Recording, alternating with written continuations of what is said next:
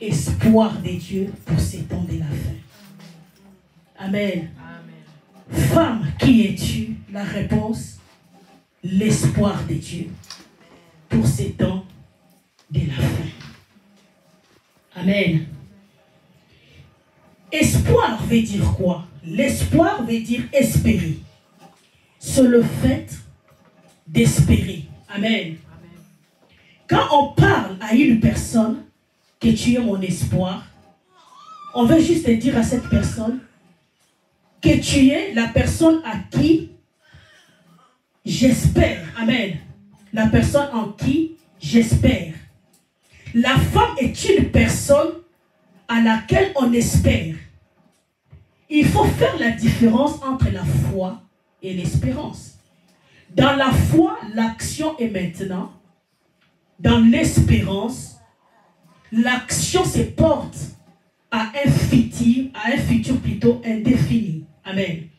Donc quand on dit que la femme c'est l'espoir de Dieu, donc la femme c'est l'objet de l'attente de Dieu. Amen.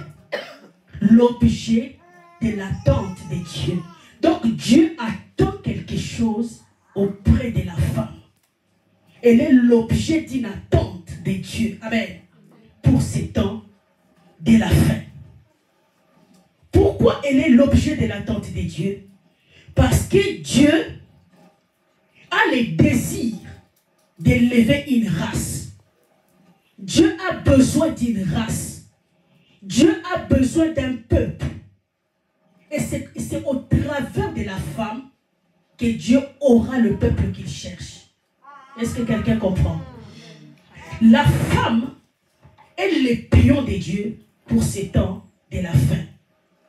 C'est elle qui conçoit, qui fait développer la semence dans son ventre. Donc c'est la femme, c'est par elle que les êtres humains viennent sur la terre. Amen. Dans Genèse, si je ne me trompe pas, Genèse chapitre 3 verset 20, on nous parle lorsque Adam donne à Ève le nom. Il lui dit, tu es Ève, la mère de tous les êtres humains. Amen. Donc les êtres humains viennent par la femme. La voie légale pour venir dans ce monde, c'est passer par la femme. C'est pour cela Jésus, pour venir, il fallait qu'il passe par la femme. Pour venir légalement, il faut passer par la voie de la femme. Amen. Donc la femme est le canal par lequel tous les humains passent. Amen. Donc elle a reçu de Dieu le pouvoir et la responsabilité de continuer l'œuvre de la création. Je ne sais pas si quelqu'un comprend un peu. On va comprendre. Amen. Donc c'est ce que je disais, la femme a reçu le pouvoir et la responsabilité de continuer la création à travers son ventre. Amen. C'est la voie légale par laquelle tous les humains viennent sur la terre. Donc, la première fois que le nom femme a été cité dans la Bible, c'est dans le livre de Genèse, chapitre 1, verset 27. La Bible nous dit, j'aimerais qu'on puisse lire, si quelqu'un le trouve, peut lire pour nous, pour qu'on aille un peu vite. Genèse, chapitre 1, verset 27. Aidez-nous pour la lecture, s'il vous plaît. Amen. Dieu créa l'homme à son image, il le créa à l'image de Dieu, il créa l'homme et la femme. Amen.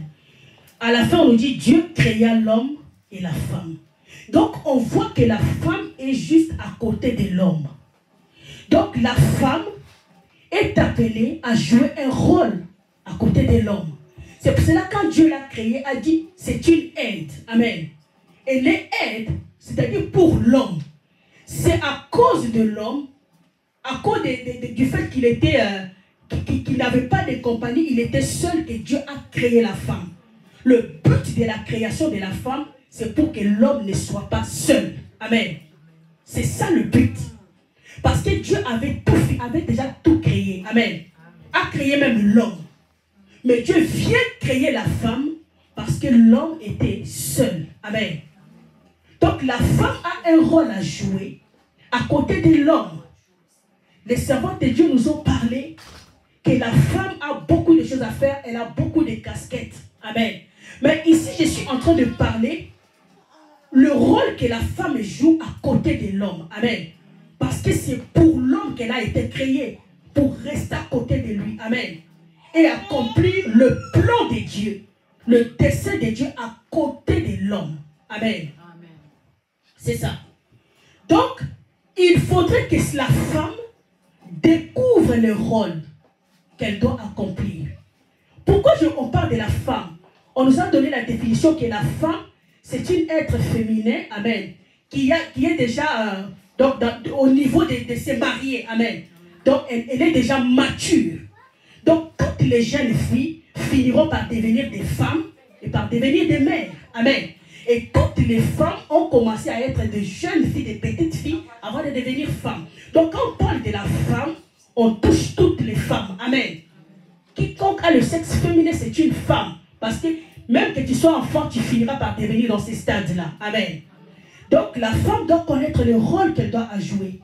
Parce que le problème qui fait que la femme se sent négligée, c'est parce qu'elle n'arrive pas à découvrir son rôle. Amen. C'est dans la découverte du rôle que la femme se sent utile. Amen. La grandeur qui est cachée dans la femme se manifeste lorsqu'elle découvre le rôle qu'elle doit jouer. Amen. Elle est à côté de l'homme pour accomplir un plan divin. Amen. Ce n'est pas seulement pour être un objet de plaisir, pour plutôt donner du plaisir à son homme, non. Mais elle est là pour accomplir un plan divin. Amen. Et nous allons comprendre quel est ce plan. C'est en cela que la femme est l'espoir de Dieu pour ce temps de la fin. C'est par elle que Dieu envoie les esprits libérateurs au monde. Amen. Parce qu'elle est la voie légale pour que les humains viennent sur la terre. Amen. C'est pour cela que l'ennemi aussi utilise la femme pour envoyer les destructeurs qui viennent au monde pour contredire le plan de Dieu. Est-ce que quelqu'un comprend? Donc la femme, c'est un pion de Dieu. Amen. Le diable vise la femme parce qu'il sait que Dieu a les yeux sur la femme. Dieu a besoin d'une race. Dieu a besoin d'élever un peuple saint. C'est au travers de la femme qu'il aura ce peuple qu'il cherche. Est-ce que quelqu'un comprend? La deuxième fois que le nom femme a été cité dans la Bible, c'est dans Genèse 2, 22. Là, je vais juste paraphraser. La Bible nous dit que la femme a été formée par le côte de l'homme. Amen. Donc, Dieu a pris la côte de l'homme et il a formé la femme. Amen. Souvenez-vous, quand Jacob a été brisé du côté, comment il était? Il était déséquilibré.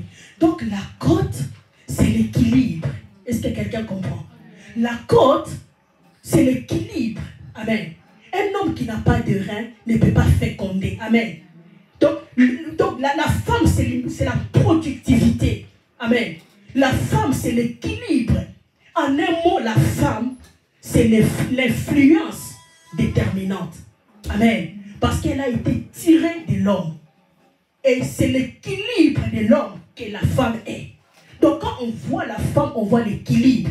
C'est pour cela tout au début, quand je parlais, je disais que l'homme qui n'a pas la femme est comme un homme déséquilibré. Amen. Lorsque l'homme trouve la femme, il trouve de l'équilibre. Parce que la femme, c'est l'équilibre. Est-ce que quelqu'un comprend? C'est pour cela que la Bible nous dit, une femme sage bâtit la maison. C'est-à-dire la maison est bâtie par la femme. Amen. Pas par l'homme, mais par la femme. C'est elle qui a reçu la sagesse de la part de Dieu pour pouvoir bâtir sa maison, pour pouvoir construire sa maison. Et quelle est cette sagesse? C'est l'enseignement. Amen. C'est pour cela dans le livre des Proverbes, chapitre 1, verset 8, la Bible nous dit ceci. Mon fils, écoute l'instruction de ton père et ne rejette pas l'enseignement de ta mère. Est-ce que quelqu'un comprend? Elle sera une couronne sur ta tête qui te dirigera. Amen. Et il y a un proverbe qu'on dit d'habitude que plutôt éduquer une femme, c'est éduquer toute une nation. Amen. La femme a reçu de Dieu cette sagesse d'enseigner. Amen. C'est pour cela, dans plusieurs témoignages que j'ai toujours entendus des grands hommes de Dieu, ce sont leurs mamans qui ont été un modèle pour eux. Est-ce que quelqu'un comprend? Ils te disent, c'est ma maman qui m'a mené à l'église. C'est ma maman qui m'a mené à l'église. C'est ma maman qui faisait ceci. Donc la femme a un grand rôle à jouer. Elle influence, que ce soit son mari, que ce soit ses enfants. C'est ce que le pasteur Espérance disait. Quand la femme est déséquilibrée, c'est toute sa maison qui est déséquilibrée. Amen. C'est sur elle que tout le monde, toute la maison s'appuie. Amen. Le mari s'appuie sur elle, les enfants s'appuient. Amen. C'est pour cela qu'elle est forte. Donc Dieu a la capacité en ce sens-là de construire et d'édifier sa maison. Est-ce que quelqu'un comprend? Gloire à Dieu. Nous le verrons d'ailleurs par rapport à Jacob. Jacob, c'est vrai que la Bible nous dit qu'il était prévu. Donc, c'est-à-dire, la Bible nous dit que Dieu l'avait aimé et il a haï Ésaü. Mais qui a fait que la bénédiction tourne vers Jacob? C'est sa mère. Amen. C'est sa mère qui a influencé tout pour que la bénédiction revienne à Jacob. Amen. Et nous voyons d'ailleurs à Sarah, quand Sarah s'est élevée pour dire à Abraham qu'aujourd'hui, cette femme et son fils ne seront plus dans la maison. Amen. Donc Abraham a voulu résister. Dieu a dit à Abraham, hey, Abraham, obéis. Amen. Fais ce que ta femme te dit. Donc la femme a une influence. C'est comme ça que Dieu l'a créée. Amen. C'est pour cela qu'elle doit savoir comment utiliser son influence. Amen. Comment utiliser cela dans le bon sens. Là où il y a une femme, bien aimée, qui s'élève, les choses changent. Amen. Si les choses ne marchent pas, c'est la femme. Amen. Amen. Moi, je me souviens d'un témoignage. Un jour, mon mari me disait, on passait des moments tellement difficiles. Et moi, je ne savais pas quoi dire. Et puis, qu'est-ce qu'il me dit? Si on vit tout ce qu'on vit, c'est parce que toi, tu t'es pas levé.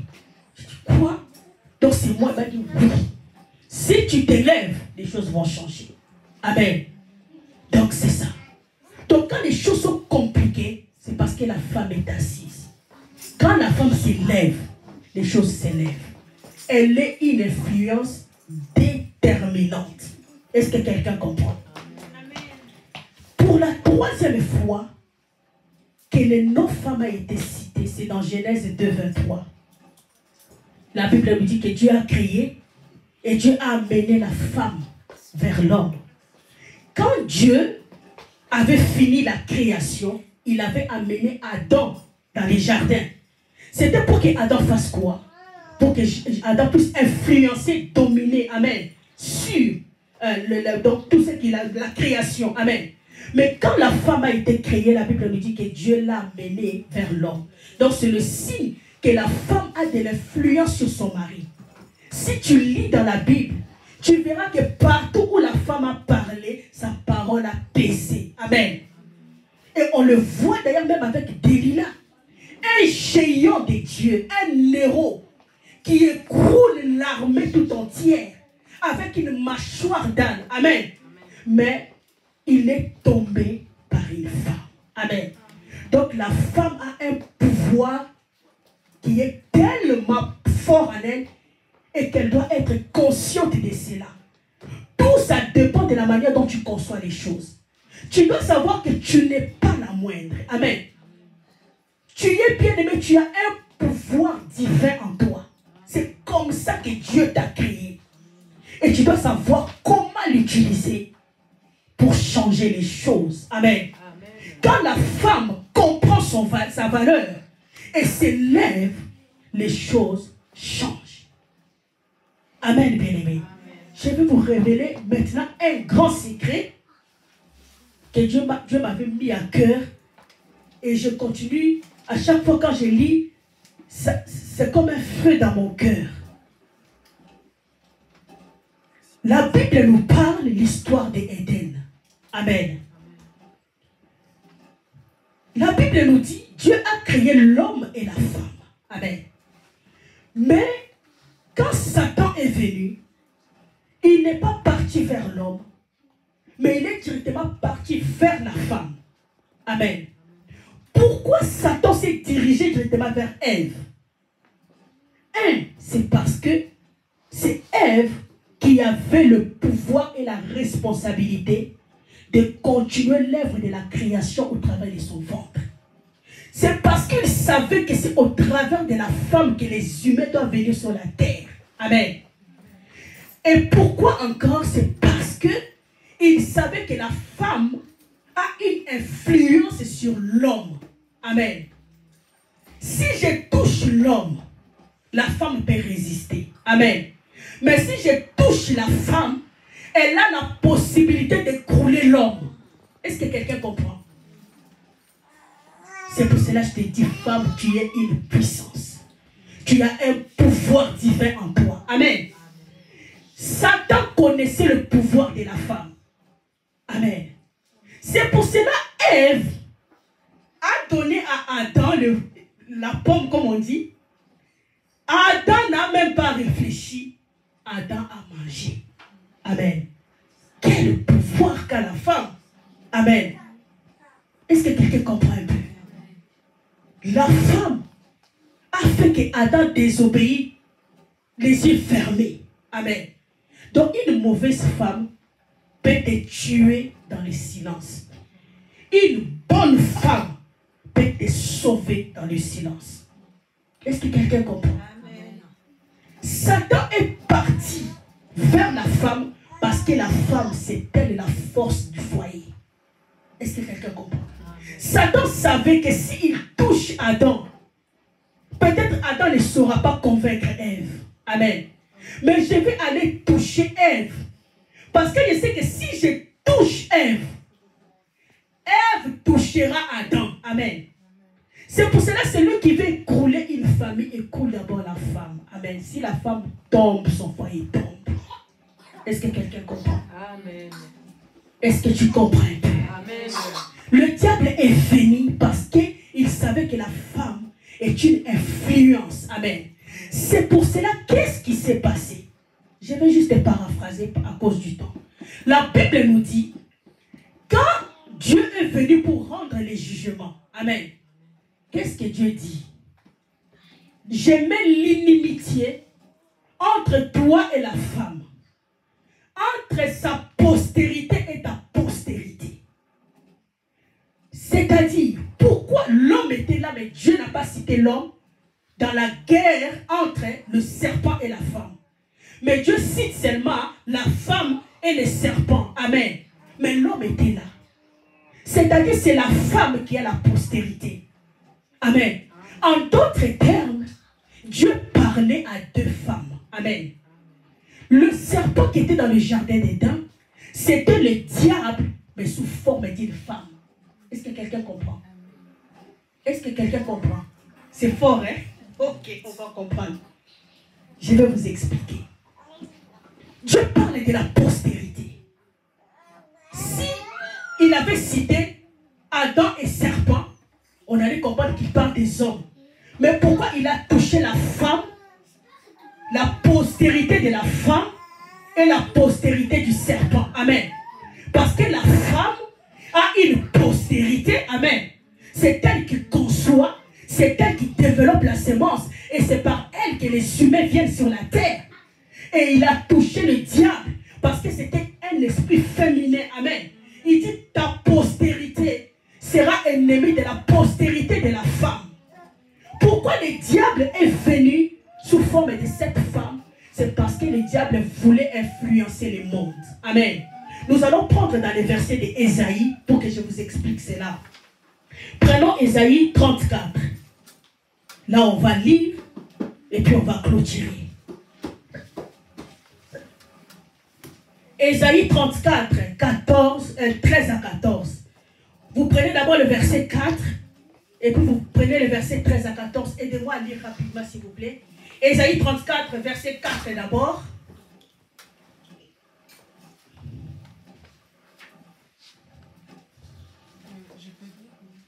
Oui, verset 4. Toute l'armée des cieux se dissout Les cieux sont brûlés comme un livre, et toutes les raretés tombent, comme tombe la feuille de la vigne, comme tombe celle du figuier. Dans le verset 4, qu'est-ce qu'on nous explique? On nous parle de la chute de Satan. Amen. Quand Satan était jeté sur la terre, amen, son armée était tombée. Amen. Là, on nous parle, on montre comment Satan donne les feuilles. Et prenez le verset 13 à 14, s'il vous plaît, quelqu'un qui a une voix forte un peu pour que je comprenne. Je lis au nom de Jésus. Oui. Les épines croîtront dans ses palais, les ronces et les chardons dans ses forteresses. Ce sera la demeure des chacals, le repère des autruches. Les animaux du désert y rencontreront les chiens sauvages, les boucs s'y appelleront les uns les autres. Là, le spectre de la nuit aura sa demeure et trouvera son lieu de repos.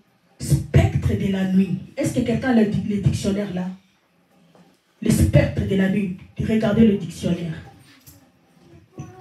Faites un peu rapidement. Gloire au Seigneur. Je sens la présence de Dieu.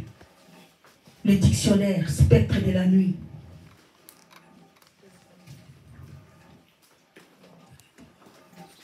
Ora sante nego rabasai. Ora baba robo santa. Faites un peu rapidement rebosai. Là, c'est dans Louis II. On appelle cet esprit-là spectre de la nuit. Vraisemblablement un mauvais génie ou un démon de la nuit, tout en s'appuyant sur le jet de mots. Spectre de la nuit, dans d'autres versions de la Bible, on l'appelle Lilith. Oui, c'est Lilith. Oui. Lilith est un apax, c'est-à-dire un mot dont on ne trouve qu'une seule occurrence dans tous les corpus bibliques. Lilith, il faut... les dictionnaires nous disent Lilith, c'est un esprit féminin. Amen. Et dans d'autres versions, on appelle celui-là les spectres de la nuit. Et dans le verset que nous venons de lire, qu'est-ce que la Bible nous dit? Que là où ces spectres de la nuit-là se trouvent, il y a des épines. Amen.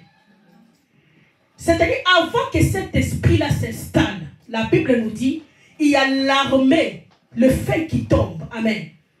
Là où ces feuilles-là tombent, c'est là où cet esprit-là vient s'installer. Amen. Et là où cet esprit-là s'installe, il y a des épines. C'est pour cela quand elle va pécher, Dieu a dit que désormais, la terre produira des épines pour vous. En d'autres termes, vous marcherez sur les épines. Amen. Parce que vous avez suivi la voie du serpent, désormais les épines deviendront là où vous allez marcher. Amen. Est-ce que quelqu'un comprend un peu? Bien aimé, c'est une grande révélation. C'est-à-dire là où se trouve cet esprit-là, c'est là où il y a des épines. Prenons maintenant le livre de Apocalypse. Et puis nous allons finir. Apocalypse 17, verset 3. Aidez-moi rapidement dans la lecture. Merci Seigneur Jésus. Amen. 17. Oui, tu lis. Il me transporta en esprit dans un désert et je vis une femme assise sur une bête écarlate, plein de noms de blasphème, ayant 7 têtes et 10 cornes. Ayant 7 têtes et 10 cornes. On dit quoi? Il m'a transporté dans le désert. Et je vis une femme. Amen. Cette femme-là, c'est qui? Que la Bible appelle cette prostituée. Amen. C'est Satan. Est-ce que quelqu'un comprend? Le diable sous forme de la femme. Il prend la forme de la femme pour séduire le monde. Séduire, c'est influencer. Amen. Séduire, c'est faire tomber. Est-ce que quelqu'un comprend? Et la Bible nous dit qu'il s'enivre du vin, le sang des gistes. Donc c'est le diable qui prend la forme de la femme. Pourquoi le diable cherche à devenir comme une femme? C'est parce qu'il désire contrôler, il désire influencer, il désire séduire. C'est là où la Bible nous dit que quand Christ viendra, il détruira cette prostituée. Est-ce que quelqu'un comprend? Amen. C'est le même prostitué qui était en Éden. C'est lui Satan sous forme de la femme. C'est pour cela que Dieu a dit ta postérité et sa postérité, il y aura inimitié. Donc au temps où nous sommes, Dieu compte sur la femme Ève comme mère par laquelle les êtres humains passent. Donc Dieu compte pour que cette femme donne à la nation, au monde, la race sainte. Amen. Parce qu'il y a la postérité de Satan qui donne aussi la race. Amen. Bien-aimés, dans ce monde, tout le monde que vous voyez marcher, toutes les personnes ne sont pas les êtres humains normaux. Est-ce que quelqu'un comprend? Et toutes ces personnes ne viennent pas par la femme. Donc il y a la postérité de Ève, la postérité et la postérité de Lilith. Amen. Et cette postérité est en guerre jusqu'à aujourd'hui. C'est pour cela que Dieu avait dit à Ève, avait dit à Satan que la postérité de la femme écrasera ta tête. Amen. Et la postérité de la femme, c'est qui? C'est Jésus. Jésus a écrasé la tête. Amen. Mais ce combat continue jusqu'à présent. Si vous lisez dans Apocalypse 12, la Bible nous dit que quand les dragons n'a pas pu vaincre l'enfant et la femme, il a poursuivi maintenant tous ceux qui détiennent les témoignages de quoi? De Christ. Et Dieu compte sur la femme pour que la femme donne au monde, à l'humanité, la race pure. Amen. Une postérité sainte par nature. Qu'est-ce que la femme peut faire pour arriver à donner cette postérité? C'est de se consacrer à Dieu. Une femme qui est consacrée à Dieu, l'esprit impur ne peut pas entrer en elle. Il y a des femmes qui sont enceintes et les démons s'installent dans leur ventre et ils naissent au monde. Amen. Mais Dieu cherche une postérité pure. Est-ce que quelqu'un comprend? Pour arriver à donner cette postérité, il faut être consacré à Dieu. Il faut rester dans la prière. Il faut se lever comme une armée. Amen. Afin que l'ennemi ne trouve pas de brèches pour entrer en vue d'installer sa sémence. Imagine-toi, bien-aimé, une fille qui ne prie pas. Amen. Il y a des esprits qui cherchent des corps par où entrer. Est-ce que quelqu'un comprend? Des esprits qui cherchent des places pour entrer. Une femme qui n'est pas consacrée est une porte pour les esprits mauvais. Toutes les personnes que vous voyez dans le monde, ce ne sont pas des personnes qui viennent que de Dieu. Ce sont des esprits maléfiques. Un jour, j'avais suivi un homme de Dieu qui prêchait, qui parlait de la race des hybrides. Il y a des hybrides dans ce monde. Jésus, quand il est venu, il a regardé ces gens-là en les appelant race des vipères. Race des vipères, c'est quoi? La vipère, c'est quoi? C'est un serpent. C'est-à-dire postérité des serpents. Amen. Amen. Qui peut mettre au monde si ce n'est pas une femme? Qui peut donner de postérité si ce n'est pas une femme? Dans le jardin d'Éden, c'était la bataille des deux femmes. Le diable a combattu Ève en devenant apprenant une autre forme comme une femme, parce qu'elle voulait influencer. Un enfant de Dieu, une femme, dans ces temps de la fin, ce que Dieu attend de toi, c'est que tu restes consacré, afin que par toi, que la race, la postérité sainte sorte au travers de toi. Que tu ne sois pas un canal par lequel l'ennemi passera pour faire envoyer ses envoyés sur la terre. N'oubliez pas, l'antichrist viendra par une femme. C'est une femme qui mettra au monde l'antichrist. Est-ce que quelqu'un comprend? Est-ce que quelqu'un comprend? Si l'antichrist vient, c'est-à-dire les envoyés du diable peuvent naître aussi au travers des femmes. Ne sois pas cette femme qui favorise la multiplication de l'armée de l'ennemi, mais favorise la multiplication de l'armée de Dieu. Parce que c'est par la femme que Dieu envoie sur la terre les esprits libérateurs.